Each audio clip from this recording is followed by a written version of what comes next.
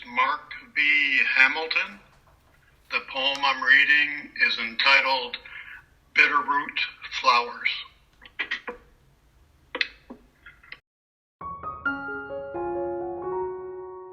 Towing my way up has been the best kind of doing, to climb those distant mountains, wading chest deep past cobblestone islands.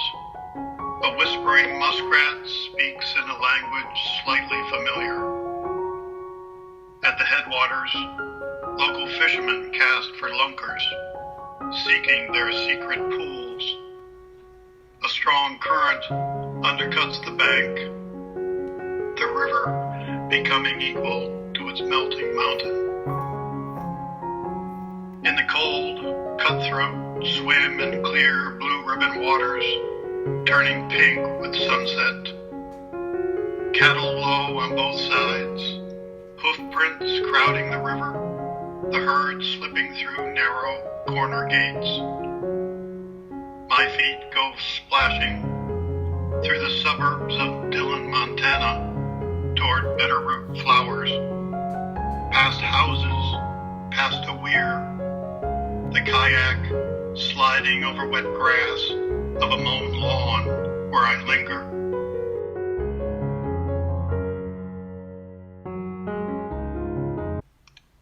Okay, well, to me, poetry inspires with its potential to express some of our highest motivations and aspirations. As a genre, it invites us to experiment, explore, and to sense the limits to our creativity. There are no strict absolutes with poetry.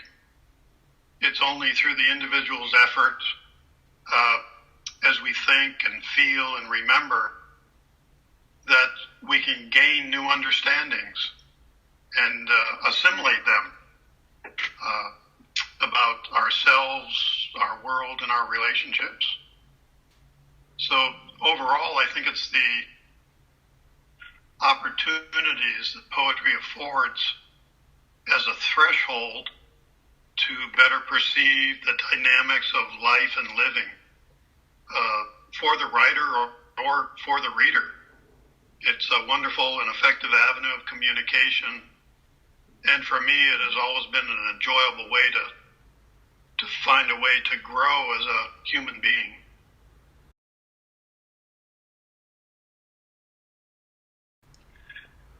Bitterroot Flowers is an actual flower growing on the mountainsides of the Rocky Mountains.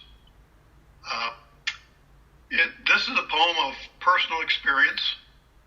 I had been paddling a sea kayak upstream on the Missouri River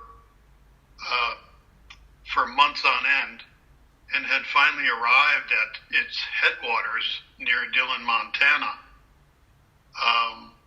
The poem echoes, I think, with loneliness, with isolation to a certain extent, but then the reconnecting with humanity and the realization that we are all part of this greater natural world. So overall, I think it's a poem that expresses my appreciation of really being alive and feeling alive.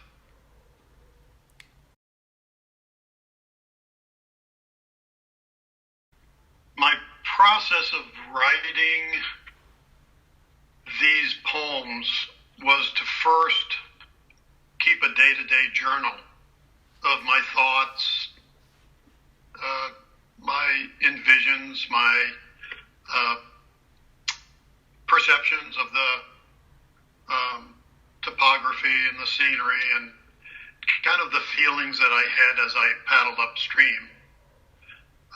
And I worked from the journals towards a poem that would capture an essence that I felt was authentic to that experience. I began with this particular poem working with a string of or sequence of haiku that I had generated day by day during the paddling. But that actually turned out to be a failed attempt. The sequencing of the haiku into some kind of narrative progression just wasn't working. And I don't know if it was by luck or just persistence that I came across the traditional Eastern kasen, which is a communal linked verse with alternating haiku and two-line narrative couplets. And it has a lot of formal rules that kind of guide you through a process. And that helped me to formulate the poem. It came together by relying on this traditional Eastern form that I modified somewhat. But what was interesting about this, really,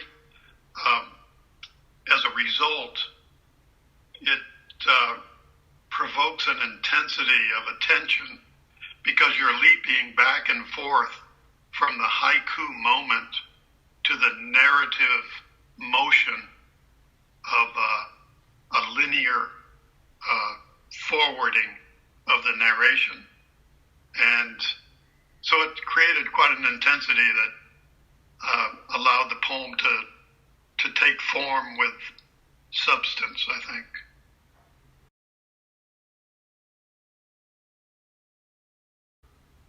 I would say be authentic, be in a frame of mind that accepts the unknowns, but invites surprises. Allow those complexities to happen on the page, and then strive for simplicity rather than confusion. The work of the poet seems to me to be opening doors for the reader so that they might glimpse momentarily a reality and understanding that was gleaned from working on the page with the poem. So the poet should study, but then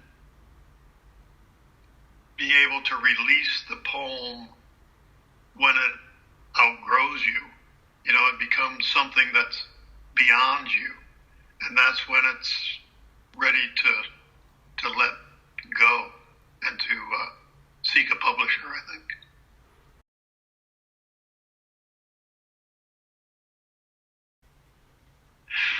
Well, there's a realization that, to me, there is nothing more valuable to a poem than a good reader. A reader gives a poem life. It breathes life into what's on the page. The reader should feel as if they're benefiting from the poem, and they should glory in the hope and freedom that the poem presents, and also the struggles to prevail. The poem itself becomes a launching pad, I think, for some of our own personal understandings in this world. And it helps us. And a reader should feel as if they're deriving some good from a poem.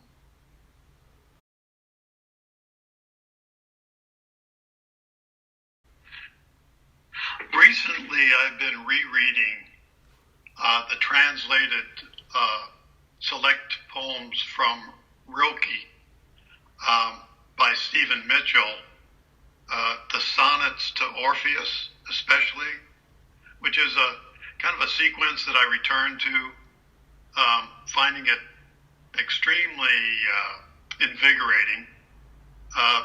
Some of the sonnets in that sequence offer juxtapositions that are very striking. There's the juxtaposition of the abstract, the emotions, with the concrete image. And the way Rilke is able to do that lends so much power to his words that the reading of it actually enthuses my entire body. So, it's just kind of a treasure to go back to some of these poems that are favorites.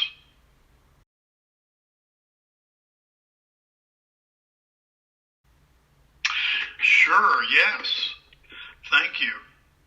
I have a recent book that's been published.